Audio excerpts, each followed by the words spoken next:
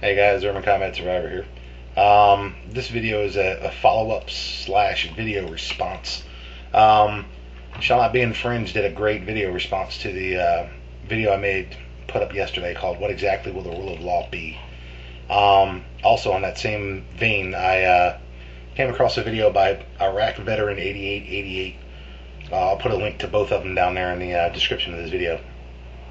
And Iraq veteran talks about establishing a code of ethics for a post-breakdown situation. So, it goes right along with this. I hadn't seen that video before I made mine. But, it goes right along with this conversation. So,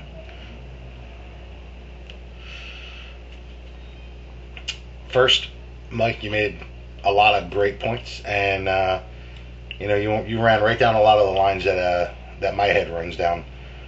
And, I tried to make that first video just pretty much questions, leave it open, get people talking about it, get people thinking about it. I didn't want to kind of guide their thinking process any. But for me, these are things that I've been thinking about for a long time. And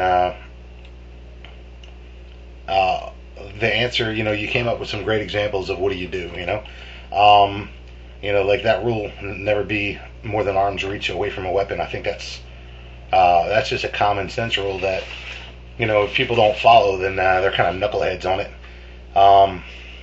But, the point there is that you were making is, what if they're in their home and they do that?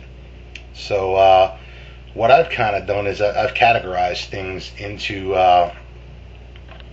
some different severity levels or different effect levels for the community at large. So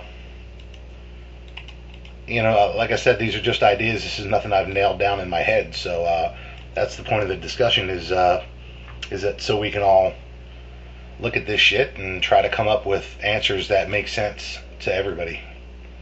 So the first category is something that I believe in wholeheartedly and always have, and that's castle doctrine.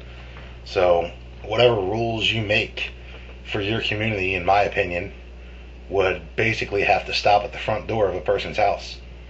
Whatever that rule is. Your example is great. Never be more than arm's reach away from a weapon.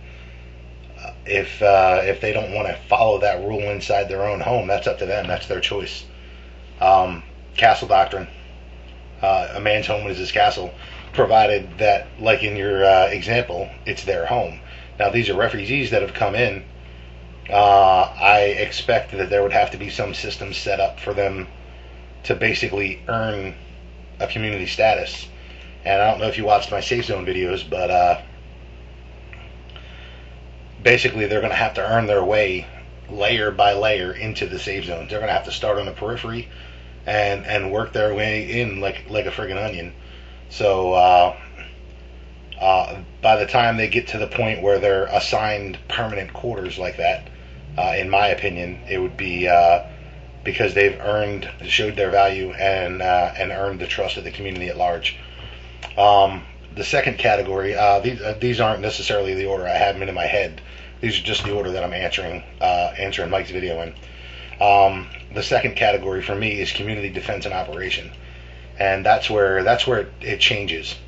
Like the example that Mike gave about, what if you guys all agree that since there's no snow removal, which is a problem in my area as well, that everyone who is living in any home has to shovel out to halfway in the street. That way, the streets are basically plowed or cleared for any vehicles that are still operating and movement. And somebody says, well, screw you guys, I'm not doing it. Or I think I should only have to do a path as wide as my shovel so someone can walk through it. At that point, I think they've crossed from castle doctrine into interfering with community defense and community operation. And that category, in my opinion, should cover anything that has to do with the ability of everybody in the community to provide for the common defense of the community. And that hinders, anything that hinders that ability has to be dealt with pretty severely.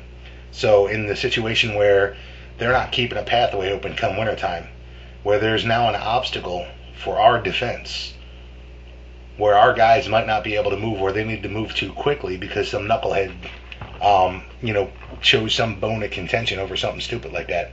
I mean, it's one thing if someone's not able, if they've been hurt, then that's what the community is all about. Other people can step in and help out.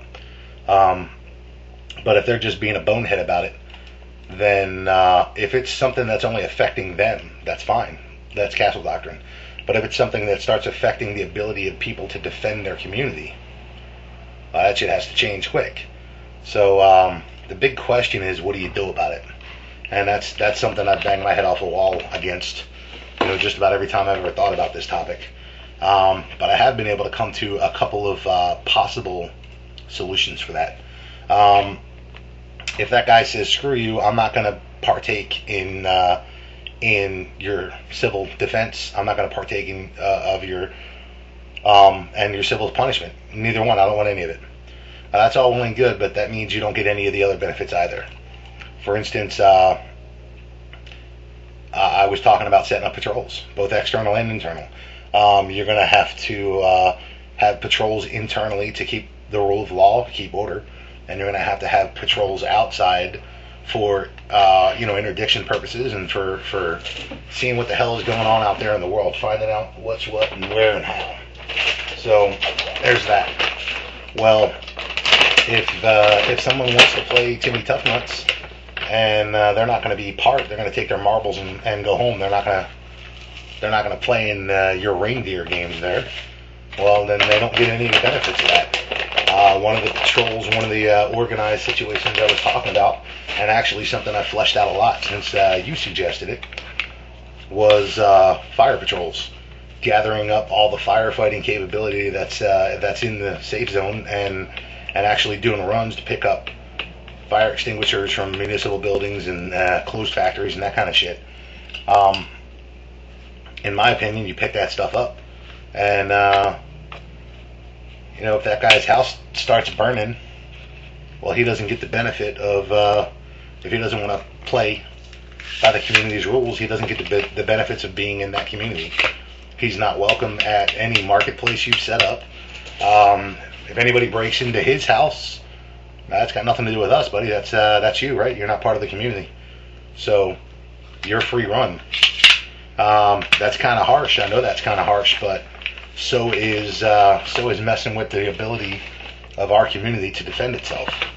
So the biggest problem I see with doing that is that you have to be careful of anything anybody wants. They're going to try to frame it.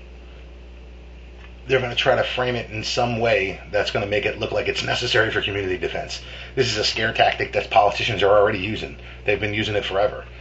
Everything they do is for the good of the community, like that bullshit that happened with you with the flood insurance. They convinced the people inland to turn against you. So you're going to have to be wary of that because it's going to show up in any system. But what you can do is make sure that you have people in place to cut through the bullshit. Don't let the debate go by without putting your 2 pennies in. And try to boil everything down to the basics. I mean, once something starts getting too complicated, cut it off and start over. So that's for that. Another category is the civil side of defense and policing. That's internally. That's again something that someone who decides to just play jackass just doesn't get the benefit of. And depending on the severity of what they're doing, you can set a time on that. All right, well, you don't want to shovel your fair share of the snow.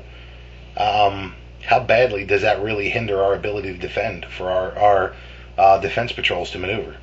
If it really hinders them, then make it pretty harsh, man. You're out of the gene pool for 6 months. You need help repairing your house. Well, sorry, you're not part of the community. Don't ask us for help. Oh, your house is set on fire or somebody broke into it. Sorry, don't call us. Don't ring that bell for us, man, because you're not part of the community. You've shown that. What you do inside your home, if you want to crawl up into your attic and crawl down the rafters and put your gun all the way at the front wall, and it's going to take you 15 minutes to get to it, that's your personal choice for defending your home. But when and if it comes time that we call some kind of defense, something's going on, and it takes you 15 minutes to get there, and it took everybody else 3 minutes. Again, there's a problem, and it has to be punished, because now you're fucking with category 2, and that's community defense and operation. So I really hate sounding all tactical like this, but I'm just trying to categorize these things in a way that makes sense to people. So but basically, yeah, what can you do? What can you do? It's the toughest question that I come across in this whole thing. And the only thing I can come out with is, look, I completely agree with you. Anybody who messes with a kid or, anything like that, bullet in the back of the head, costs 38 cents to end that problem. But I also agree that anybody who messes with your ability to survive, I think I mentioned that in the original video, anytime anybody steals from you in a situation like this, the things that they're going to be stealing are things that are survival tools. So it's not like they're going to be taking, your DVD player. Anything they fuck with at that point is really taking away your ability to survive. So, yeah, I think it should be treated exactly the same way that you do. If you start hindering my ability to live, and you start endangering my family's lives, then to me that's an act of lethal aggression, and I'm going to respond in kind. So there's that. I think I covered all the points that I wanted to answer in your video, and again, I really appreciate you hopping into the fray and tossing that video up about this. I really think conversations like this, if we start having these now, if we start working things out like this now, if anything ever did go down, if there really ever was a breakdown, and we already have this shit firm in our heads, I don't know about how far you want to go with it, but a basic structure, build a skeletal framework, and then customize to your community is, I think that's just a necessity, man. You got to start everything on a foundation, and if you already got that foundation in place, building the structure on top of it is it's definitely going to be an easier job down the road, and it's going to make things go more smoothly if we ever run into this wall. So if anybody else wants to hop into the fray, make video responses or make comments or send messages or whatever you want to do, I really think this needs to be discussed, and I appreciate Mike Shall Not Be Infringed hopping in and being the first one on board, man. Urban Combat Survivor, signing off.